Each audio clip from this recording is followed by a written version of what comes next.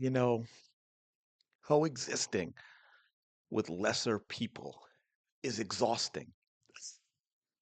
I know how that sounded, and y'all know I didn't mean it that way. I am, of course, talking about the Hatelins, talking about the Slows, talking about these clowns who have this irrational hatred for Caitlin Clark. And so what do?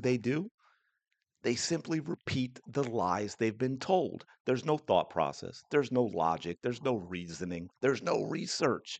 But I got a clip for you I want to play because it allows me to dig into a couple of things about Caitlin Clark that we hear over and over and over again. And I could say, no, here are the facts, here are the receipts. You've got it wrong once again.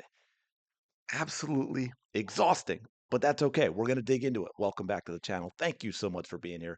Truly appreciate all your support. Do me a quick favor, like, comment, subscribe. Y'all know the drill by now. So take a listen. This is a just slightly over a minute long, and we have a fool going on about Caitlin's shooting and Caitlin's turnovers and comparing Caitlin's shooting to Paige, which, by the way, we are going to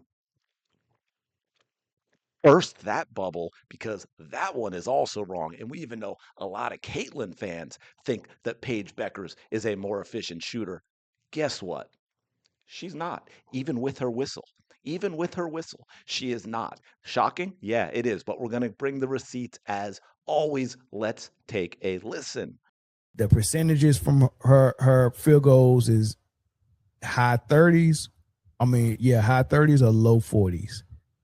Never 50 like Paige, never above 50 like Olivia Miles. It's high 30s, low 40s. Can I at least get 45? 48? No. 3-pointers. Some of them be in the 25s, but 30s at the most. 25, some of them be 25. So we're talking about individual games is what we're going to point out because I mean we can look at Olivia Miles recently shooting 110 where she had 7 points, 4 assists, and 6 turnovers. We could talk about the numerous really, really bad games Paige Bueckers has had this season if we want to look at individual game shooting percentages. Just saying.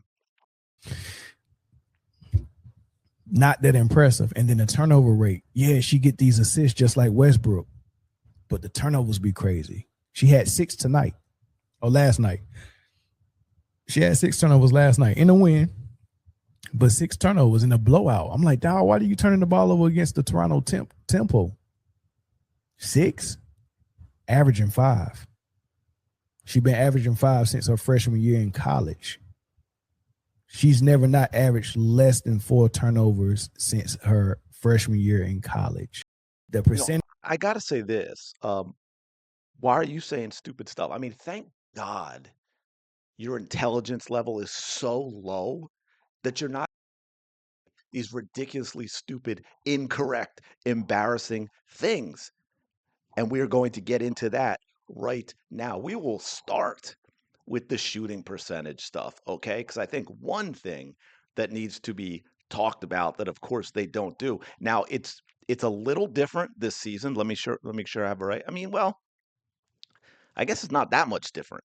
I was thinking she was taking more twos, and she is from time to time, but it's still about a 50-50 split. She's taken 16 shots a game, 7.8 of them are three-pointers.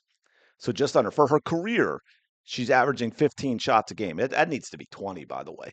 And she's averaging 8.43. So she's taking more than half of her shots from three-point range. And we know that she's contested all the time. I mean, this lady does not get a single opportunity really to take a wide open three because her team does nothing to get her a wide open three. So, we can factor that in as well. Now that's a little more difficult to prove unless you go to the film all the time, but I think we all know that all these players in the league, I mean, we can see it with the Indiana Fever and Kelsey Mitchell. If y'all don't think Kelsey Mitchell has a lot easier, much easier threes overall, Not that she's not a good shooter, she is. My point being, y'all see how many times Kelsey Mitchell is just standing at the 3-point line waiting for the ball, and she gets to take an uncontested 3-point shot. Caitlin never does. The few times she's open to, Kelsey Mitchell has the ball and doesn't pass to her. But that is a digression. So, of course, that is going to negatively impact your field goal percentage, which he doesn't get into splitting up when he talks about, can I get 45? Can I get 45? Because from two, Caitlin shot 54.4%, 53.3%, sorry, her rookie year in 2024 from two. She's shooting 51.5% from two this year. By the way, she is taking more too, so it's down a little bit. But in 2024, she took 9 of her 14 and a half shots per game were threes. This year, it's 7.8 or three. So it was two-thirds of her shots were threes back then. So pretty much most of her twos in 2024 were layups. She's taken a much greater variety of twos this year, much more difficult twos, right? She's taken the baseline shots, she's taken the fadeaways and things like that. So she has much more variety in her game. But to say she's shooting field goal percentages, how low it is disingenuous at best, ignorant, or just flat out lying at worst. It takes a little bit of research to look into what her percentages are. And again, still a lot more contested shots from two than some of these other players like Olivia and Paige. We've talked about how bad the defense is in these games.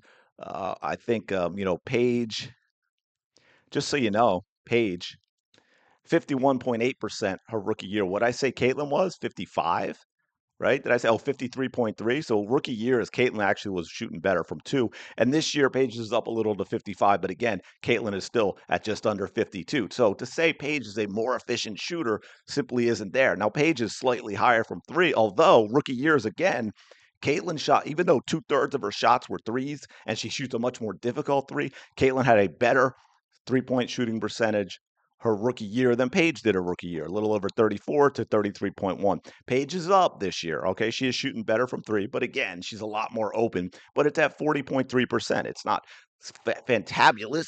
And Caitlin Clark, despite some struggles in individual games, she's still at 33%, which I got to tell you, with the three she takes and the threat of Caitlin Clark from, 40 feet away and what that does to stretch out defenses, I will take her shooting 33% from three. Now, let's finalize this nonsense about Paige and her shooting percentages and being a more efficient shooter. You all heard me talk about this before, and that is points per shot.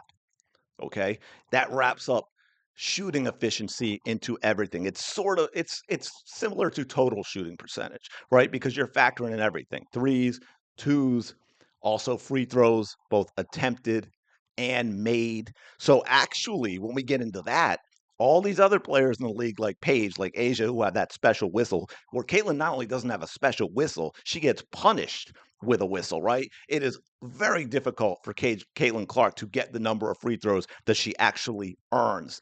So when you look at points per game, it's actually Caitlin Clark comes into it with things working against her. And yet, this season, I'm going to give you the numbers because, like I said, we're going to bring the receipts. Paige Bueckers, 308 points. Okay, 308 points on 225 field goal attempts. Caitlin Clark, what does Caitlin Clark have? Caitlin Clark has, we got to go down to totals instead of per game, and we'll be able to tell you. Caitlin Clark, 341 points on 256 shots. What does that work out to? Paige Bueckers is averaging 1.31 points per shot taken. Caitlin Clark is averaging 1.33 points per shot taken. Just something to think about. So whenever you hear these people talk about, oh, Paige is a better shooter, Paige is more efficient, Paige this, Paige that. It ain't true, folks. When you break it all down, and again, that's not even taking into consideration. Those are the raw numbers, not taking into consideration that Caitlin Clark's guarded much differently, doesn't get the open looks Paige does, and does not have Paige's whistle. Okay, so that is ridiculous. It's actually mind blowing that Caitlin Clark is able to be a more efficient shooter to average more points per shot taken. Absolutely crazy. But anyway, let's get into the whole turnover nonsense. Okay, let's get into the whole turnover nonsense. I want to give you some names, okay, when it comes to this whole turnover thing. Luka Doncic, Russell Westbrook, James Harden, Allen Iverson, Steve Francis, LeBron James, Joel Embiid. Those are some of the names in the top 12 for all-time leaders in turnovers per game. And oh, two that I didn't mention that are number 5, Isaiah Thomas, number 4, Magic Johnson. Yes, per game, Magic Johnson is number 4 all time in turnovers per game. Anyone ever talk about it? Anyone ever say, "Oh man, that Magic, he's got to turn the ball over less. That Magic, he can't play. That Magic, he costs his team this and he costs his team that." I'm sick of hearing the turnover crap because again, it is people who just hate Caitlin Clark, people who are completely ignorant of the sport of basketball, or people who are simply lying because they hate Caitlin Clark. It is BS. This turnover thing is BS. I don't want to hear about her turnovers because I don't care. Let me put it another way. Now, I know might turn some of you out because maybe you don't follow it, you don't know the sport, but obviously the World Cup right now and it's going on in America, so I'm sure you at least hearing something about it. If we kind of relate this to soccer, and I'm going to bring it back to Caitlin Clark, okay? If you watch any soccer at the pro level, right, and you see a lot of teams that have possession and they'll have it for a while, and there's a reason they move side to side, and sometimes it looks pretty boring. They're moving the defense in hopes of disconnecting the defenders from each other to create openings. Okay. But my point being, one of the stats that's kept in soccer is passes and passes completed. Now, if you looked at that as a raw number, it really doesn't have any meaning because say a center back who's one of those guys when a team has possession and they've established it and they've got their back guys that are kind of having the ball and they're knocking it side to side and they're passing to wide open teammates on the ground who are maybe 5, 10, 15 yards away from them and that teammate's hitting it right back to them, right? Safe, easy, you're going to complete all of them. You sure aren't going to turn the ball over very much, right? And so your numbers look awesome. But what doesn't it do? It doesn't create goal scoring opportunities, right? The passes that do that are the passes that break lines, right? The passes, the much more difficult passes that are played through between defenders, right? Into that space between, say, the midfield and the back line, or splitting backline defenders for teammates making a run onto it that actually get you all the way behind the defense, right? The passes that truly, truly, truly matter, that create goal scoring opportunities that give your team a chance to win. And guess what? The percentages of those passes being completed, a lot less, a lot more turnovers too, right? But guess what? You need those players, and you can be a world class player who's going to get paid a whole lot of money when you can create those. And also, it goes 1v1 too, right? Nothing destroys a soccer defense like a player beating a defender 1v1 with the ball because now there's panic. Now there's people out of position. Now defenders have to come and help and get that player with the ball, and it completely messes up their entire defense, right? And guess what? 1v1 players also turn the ball over a lot, right? Risk, reward. I think that's the clearest example I can give, especially if y'all watching soccer. You know more about what I'm talking about. So I don't want to hear the Caitlin turnovers things because think about this. Okay, she's averaging, by the way, a career low in the WNBA, 4.7, 4.8, something like that a game. Okay, so when do most of Caitlin Clark's turnovers occur? The ones that are actually on her. Now we also know that number is actually a lot lower because a lot of the turnovers are her teammates' fault, and they give them to Caitlin Clark. But let's just say, for now, argument's sake, they're all on Caitlin Clark. What if you had to eliminate one thing of her game to say reduce that by 2 to 3 turnovers? Okay, let's even say 2, right? Because 2 gets her to under 3 a game. When you factor in another thing not talked about is how often she has the damn ball and how much is on her shoulders for the offense. Fewer than 5 turnovers a game is actually a phenomenal, phenomenal number. But let's just say, oh, we want to take 2 away. What is the one part of the game where you want to do that? And Stephanie White wants to take away this part of the game. We've heard her talk about it. We've heard Caitlin Clark acknowledge that Stephanie White wants to take it away. And that is that transition pass for an easy bucket. By the way, did you notice with this team with Stephanie White, Caitlin Clark doesn't get nearly as many defensive rebounds as she used to, right? The team used to let her get rebounds that someone else could get because it saves time and creates better opportunities for the Fever if Caitlin Clark just straight up gets the rebound and goes. So we want to eliminate. I don't know. We'll say maybe the half court pass or longer, right? The one where sometimes it's even after a made bucket, right? Because Caitlin's that good.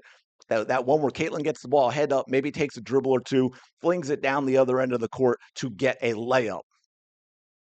So we'll eliminate that. We've reduced 2 turnovers a game. Y'all are happy now, right? Let me ask you something. For those of you that watch Caitlin Clark a lot, do you think overall, if you took that part of Caitlin's game away, that that is going to be a positive or a negative overall for the team? You're damn right it's going to be a negative, right? You are eliminating a huge part of Caitlin's game that is a huge part of the Fever game. Because here's another thing it does: the amount of stress and pressure that puts on the other team, knowing that even after a made bucket, Caitlin Clark can get the ball, throw one pass, and the Fever score. So that does something to the other team mentally as well, right? Even when they're on offense, they've got to worry about transition defense. That is stress, that is pressure. The more that you put on the other team, the more likely they are going to make a mistake. So if you eliminate that, you're like, oh, well, yeah, okay. So we've reduced the turnovers by a couple, but now we're a worse team and Caitlin's a worse player. Does that make any sense at all? No, it's absolutely absurd. So please don't let people bait you into this turnover nonsense. It's ridiculous. Don't let people bait into this Caitlin's an inefficient shooter, not because that also ridiculous, especially when you take one they always point to as efficient as Paige. And yet, Caitlin, more points per shot taken than Paige Bueckers, despite the disadvantages of how she's guarded, despite the disadvantages of the whistle between the two. It's like night and day. Paige is a favored player of the WNBA for a lot of reasons. Caitlin is the opposite, and yet still, Caitlin Clark, a more efficient shooter than Paige Bueckers. And the turnover thing, I hopefully made that as simple as I possibly could. That says, yeah, you know what? You're an idiot if you're complaining about Caitlin Clark's turnovers. It is simply ridiculous. You're going to take away too many of the positives for what isn't necessarily truly a negative. Anyway, I'm going to leave it there. I could deep dive into this a lot longer, but I think hopefully that covered it enough to make it very clear without being confusing. Let me know your thoughts in the comments below. Like, comment, subscribe. I will talk to you later.